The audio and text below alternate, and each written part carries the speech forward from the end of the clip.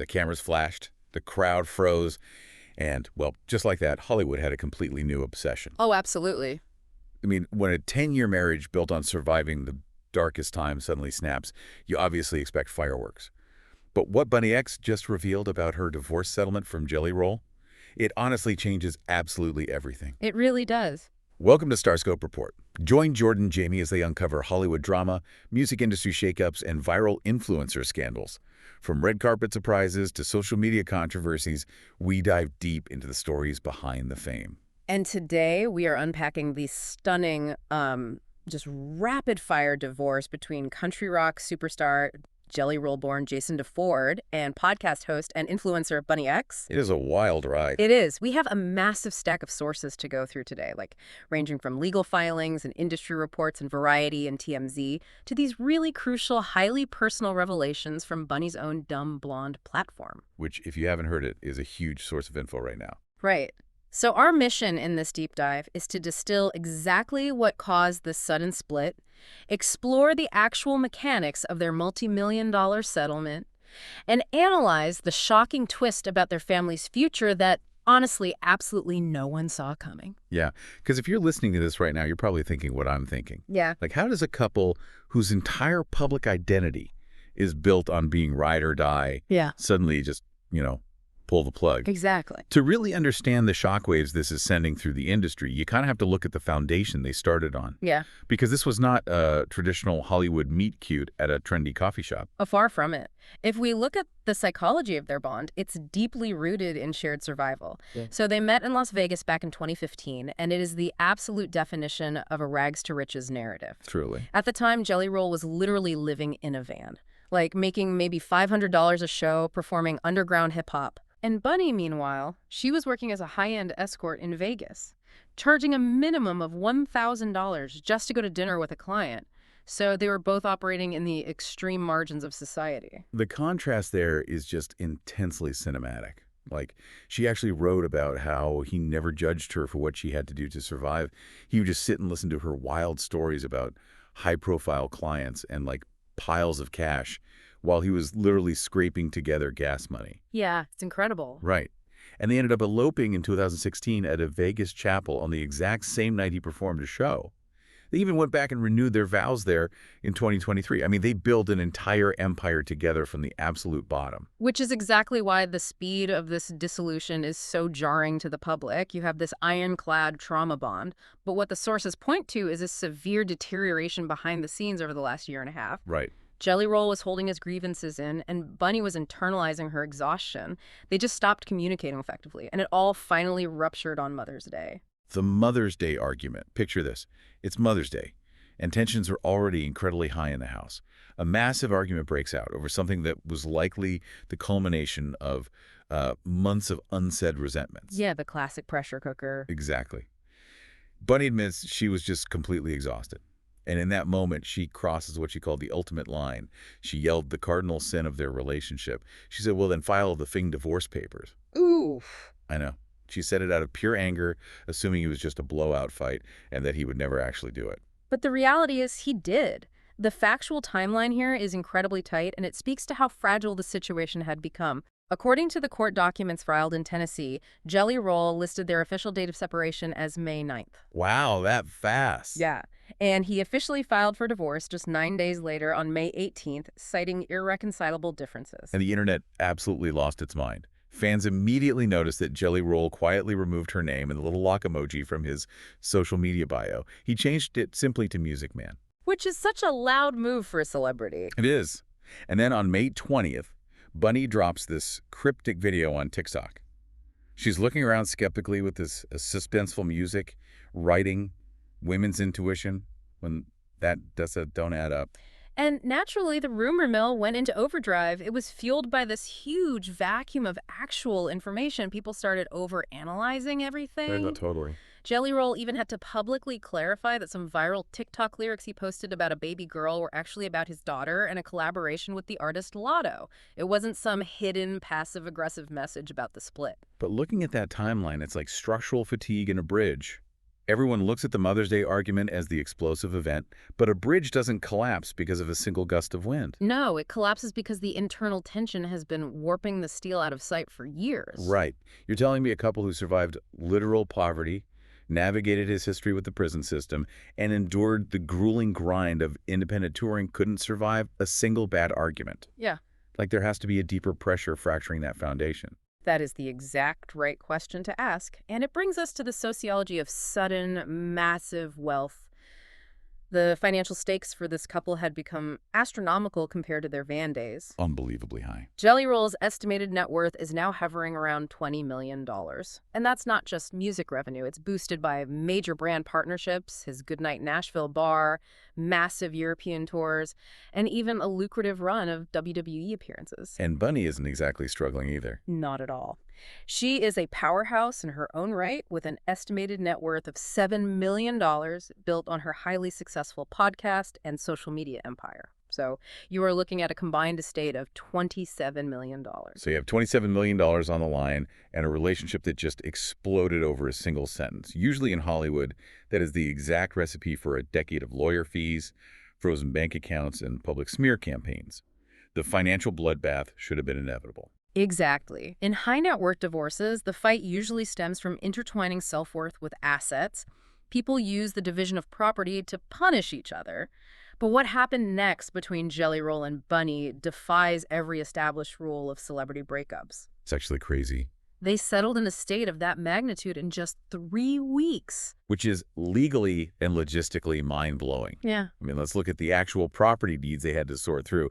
They've been incredibly active in the real estate market. Very active. They previously owned a 4,000-square-foot contemporary Mediterranean home in Nevada, which they eventually unloaded at a loss for around $1.075 million.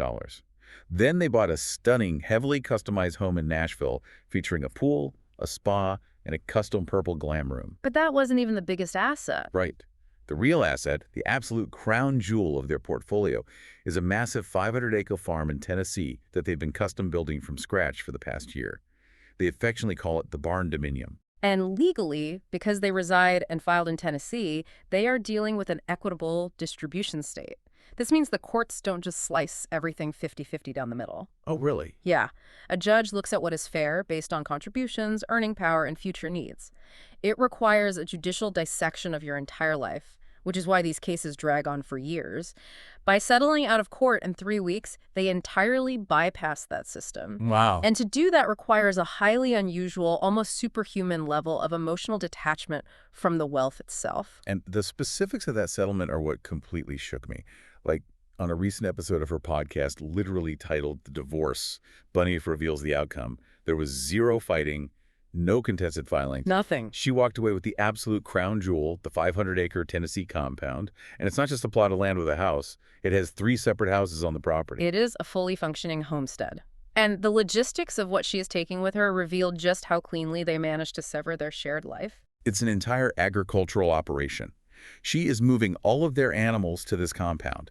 We're talking Scottish Highland cows, horses, donkeys, pigs, goats, sheep, and chickens. That's a lot of animals. Yeah.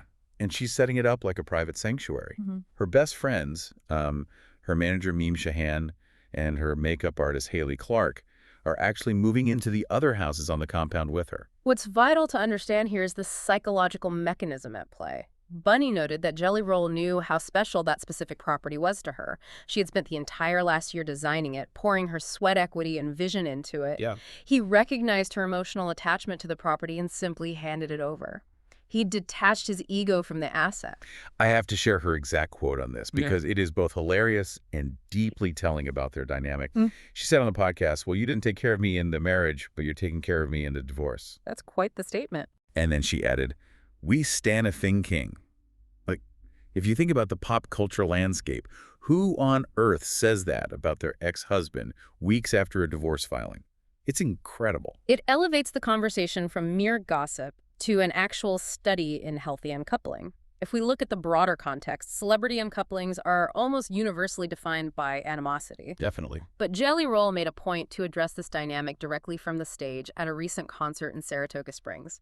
He told the crowd that they are still best friends, that nobody cheated, and he explicitly told his fans to go listen to Bunnie's podcast because every word of it is the truth. That is so rare. That level of public endorsement for an ex-spouse's narrative is unprecedented. It removes the oxygen from the tabloid fire entirely. It's brilliant crisis management, but it also just seems incredibly genuine. And hey, if you're loving these Hollywood twists and unpacking the psychology behind the headlines, make sure you're subscribed. We've got even crazier stories ahead. We certainly do. Because while the property is split and the cows are moving to the compound, the narrative isn't over. There is a layer to this story that explains why the marriage actually broke and what they're planning to do next. Yes, the 500-acre settlement is just the preamble. To understand why a couple who is this amicable couldn't just stay married, we have to look at the immense, unseen toll that the last 6 months took on them, physically and psychologically. This is the really sad part. It is. Behind the scenes of his massive European tours and the glamorous red carpets, they were going through a grueling in vitro fertilization journey. And IVF is notoriously punishing on a relationship. Bunnie was deeply transparent about this. She was on heavy IVF medications, which wreak havoc on your body and your emotions. Yeah, the physical toll is massive. Jelly Roll was also undergoing intensive hormone treatments for male factor fertility. And tragically, they lost 4 embryos during this process. Bunnie described the experience as emotionally, spiritually, and physically gut-wrenching. She literally said it wrecked her. We really cannot understate the profound level of grief involved in losing 4 embryos. And what often happens in these scenarios is an asymmetry of grief. What do you mean by that? Well, Jelly Roll was out meeting the Pope at the Vatican, performing with Post Malone, experiencing the highest highs of his professional career. Bunnie, meanwhile, was at home navigating heartbreak, isolation, and heavy medical procedures. Oh, wow. That contrast is brutal. Right. That kind of localized trauma, combined with their inability to communicate their feelings, created a chasm that standard couples therapy simply couldn't bridge. The trauma fractured the romantic partnership. But here's where the story pivots from a typical divorce to something entirely unprecedented. Yeah. On that same podcast, she drops the ultimate bombshell. The romantic partnership is dead, but the family planning is not. No, it's not. Despite the divorce, despite the property split, they are still continuing their IVF and surrogacy journey. That's right. They are still actively trying to have a baby together. If I pause, I'm having a hard time wrapping my head around this. They filed for divorce in May. The ink is barely dry. They are dividing multi-million-dollar assets, and they are still planning to raise Little Nugget as one big happy family. Yes. From a purely logistical standpoint, how does that even work? It requires an intense level of psychological compartmentalization. Bunnie made it very clear that her maternal role is not contingent on her marital status. Okay, that makes sense. She will continue co-parenting Jelly Roll's children from his previous relationships as well. There's Noah Buddy, who was actually born the exact same month Jelly Roll and Bunnie got married in August 2016.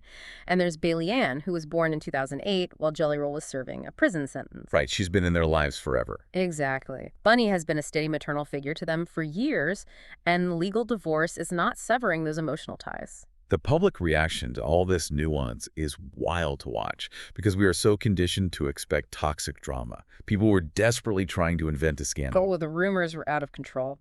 There were these completely unfounded rumors flying around that Bunnie was secretly dating Nickelback frontman Chad Kroeger. Chad Kroeger. I know. She actually had to get on the microphone and publicly apologize to him and the band for the embarrassment, shutting it down completely. She made it emphatically clear she is focusing on being single, sober, and pouring into herself. She actually called the split a resurrection of her soul. Resurrection of her soul is a powerful framing. It shows a radical shift from viewing divorce as a tragic failure to viewing it as a necessary evolution for personal survival. But the evolution is happening at a speed that gives me emotional whiplash.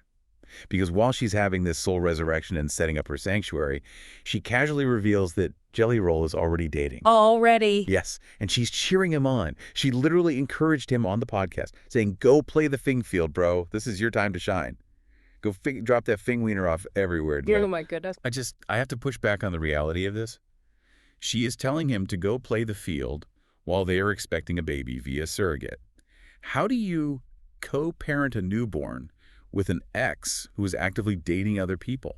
A lot to juggle. Is this actually some enlightened level of maturity, or is it just a recipe for a massive psychological crash down the road?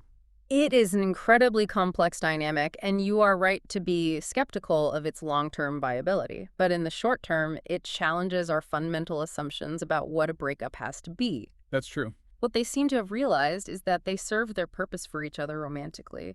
The romantic container of their relationship was broken, irreparably damaged by the trauma of the last year. But instead of throwing everything away, they separated the romantic partnership from the co-parenting partnership. Oh, wow. They refused to let go of the family they promised to build, even if the architecture of that family looks radically different now. It's like they completely bypassed the bitter ex phase and went straight to advanced level platonic life partners.